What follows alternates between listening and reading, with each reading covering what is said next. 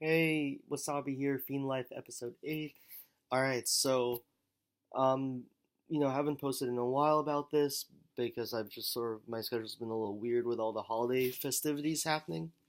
But just talked with Beerman, so, I think for the next few episodes I'm going to do really short bursts of videos looking at stuff that Beerman, breaking down like stuff that Beerman said. So the first thing he ever told me, like when we started talking, and since I got back, was I needed to focus more on friendlies, and that's something I definitely forgot.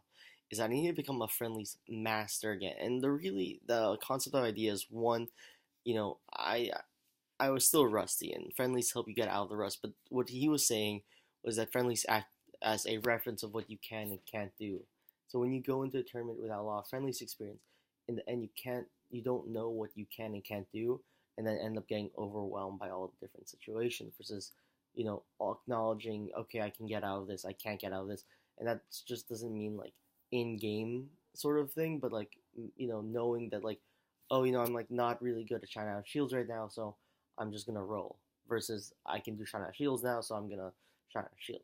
And the big thing is, it really brought me back to, um, well, also wait to continue that. It's that it also acts as a reference while tournaments teach how to handle pressure. So in friendlies, you don't have any pressure. You're just trying to learn and to adapt.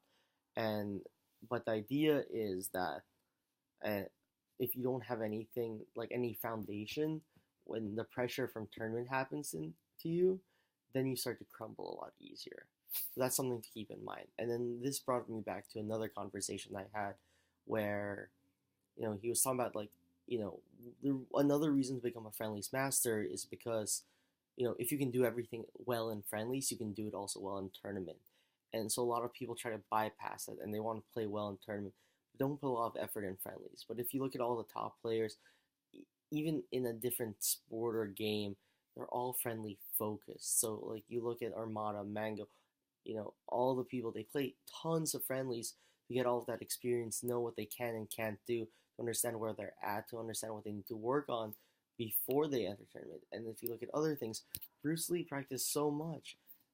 Mike Tyson was always sparring. He actually didn't do a lot of solo practicing. Most of his practice was sparring.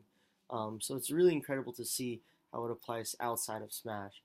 But if you can do everything in friendlies, you don't have to worry about tournament because you're gonna get a good result anyway. You end up deserving result.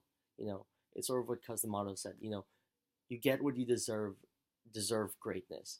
And so that really the step one to that for Smash is playing a fuck ton of friendlies. All right, that's a wrap up for episode 8. Peace.